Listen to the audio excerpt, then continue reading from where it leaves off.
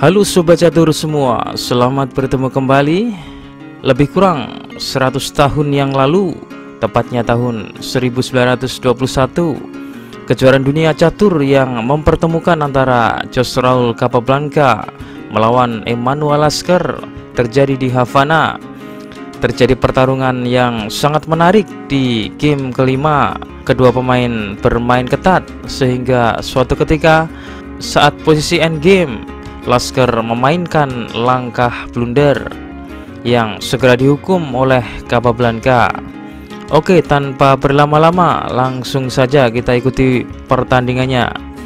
Memegang putih, Capablanca memulai game dengan melangkah D4, Lasker D5, kuda F3, kuda F6, C4, langsung menawarkan pertukaran pion. Dibalas E6, mendukung pion pusat dan membuka diagonal gajahnya. Selanjutnya Capablanca gajah G5, memaku kuda dan direspon Lasker kuda B ke D7, membackup kuda. E3 dengan maksud mendukung pion pusat dan membuka diagonal pengembangan gajah. Gajah E7 dan Capablanca mengembangkan kudanya ke C3. Lasker melakukan rokade pendek. Capablanca memainkan bentengnya ke dalam permainan. B6 membuka diagonal pengembangan gajah. C kali D5, pertukaran pertama. Di posisi ini hitam tidak boleh memukul dengan kuda karena akan balik dipukul dengan kuda. E kali D5 dan gajah kali E7, menteri mengambil dan benteng kali C7. Putih akan unggul satu pion dan juga posisi benteng putih akan sangat dominan dalam serangan putih. Oleh karena itu di partai aslinya Lasker memukul dengan pion. Kemudian Capablanca memainkan menterinya keempat, dibalas C5 dan menteri ke C6, menyerang benteng dan pion pusat D5. Benteng menghindar ke B8 dan kuda kali D5. Sekarang putih menang satu pion. Lasker merespon gajah B7 dan kuda kali E7 skak, menang tempo skak terlebih dahulu. Menteri mengambil dan menteri putih yang terancam tadi kemudian mundur. Benteng B ke C8. Idenya adalah memukul pion D4 dan menguasai lajur terbuka C. Tapi Capablanca menyelamatkan pion D4 ini dengan bermain menteri A3, melakukan pin yang mengarah ke menteri, dan Lasker merespon dengan menggeser menterinya, menghindari pakuan. Gajah kali F6 dan menteri hitam mengambil. Gajah A6. Capablanca bermaksud mengadu gajah agar gajah ini tidak memakan kuda di F3. Tapi Lasker berpikiran lain, lebih memilih gajah makan kuda, mengorbankan kualitas dengan harapan memberikan serangan balik di sayap raja. Harapannya adalah tercipta lubang untuk counter attack. Gajah pukul benteng dan balik dipukul benteng. G kali F3 dan menteri hitam mengambil, mengancam benteng. Benteng ke G1 dan benteng ke E8. Menteri D3, G6. Langkah yang cukup penting, menangkis diagonal menteri dan membuat nafas untuk raja. Raja putih ke F1, menghindari lajur panas E dan benteng ke E4.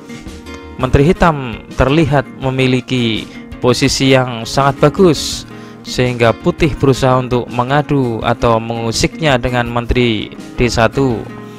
Tentu saja menteri hitam tidak mau bertukar, skak dan benteng ke G2 menutup sambil melindungi pion H2.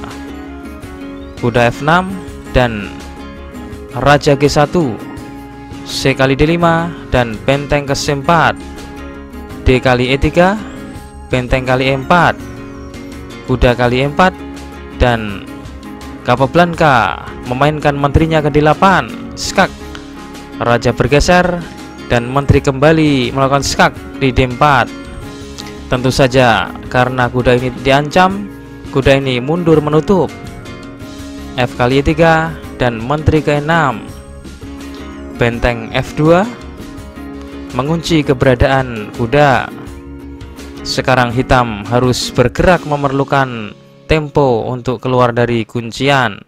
Laskar memutuskan G5 untuk jalan pergerakan raja keluar dari pakuan. Tapi sekarang datang H4 dengan ancaman H5 menghadang gerak raja, sehingga memaksa hitam untuk bertukar pion. Menteri kali H4, kuda G4, menteri G5 skak, raja F8, benteng F5 menutup perlindungan kuda, otomatis menyerang kuda. Dalam posisi ini apabila kuda kali E3, maka menteri ke-8 skak. Apabila raja ke G7, maka benteng ke G5.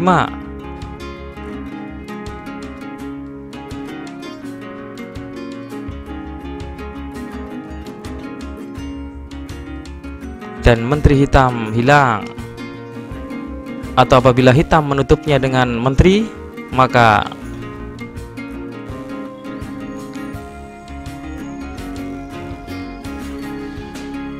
putih menang satu benteng penuh. Oke, oleh karena itu di posisi ini hitam memainkan H5, dibalas putih menteri D8 skak, raja G7, menteri G5 skak, raja F8, menteri D8 skak, raja G7, menteri G5 skak, raja F8, B3, menteri D6, menteri F4, menteri D1 skak, ditutup menteri ke D2 mengancam pion, benteng kali H5, dan kuda kali E3 mengancam menteri ke F3, menteri D4 mengancam discover skak. Kemudian putih memainkan menterinya ke H8 skak, raja E7, menteri B7 skak. Nah, dalam posisi ini langkah terbaik sebenarnya raja maju ke D6, E6 atau F6. Tapi sayangnya Laskar membuat langkah blunder dengan raja meluncur ke F8, dan segera Capablanca menghukum kesalahan ini dengan menteri B8 skak. Dan sampai di sini Laskar memutuskan menyerah. Ada dua kemungkinan langkah raja hitam. Apabila raja ke G7, maka menteri ke H8 skak, raja G6 menangkap menteri memang dapat memenangkan permainan, tapi tentu saja skak mat di H6 lebih cepat menyelesaikan permainan. Dalam posisi ini apabila raja ke E7, maka menteri ke E5 skak memaksa pertukaran menteri, benteng mengambil skak, raja ke D7 sekaligus mendapatkan kuda, dan putih menang satu benteng penuh. Oke, berikutnya akan kita tampilkan kunci jawaban problem catur video yang kemarin. Kuncinya menteri H1 apabila raja E5, maka menteri ke H4, raja E6, dan menteri ke E7 skak mat. Atau raja ke G5, maka menteri ke H6 skak, raja G4, dan menteri H4 skak mat. Dan berikutnya kita tampilkan problem catur terbaru. Silahkan dipelajari dan kunci jawabannya akan saya tampilkan di video selanjutnya.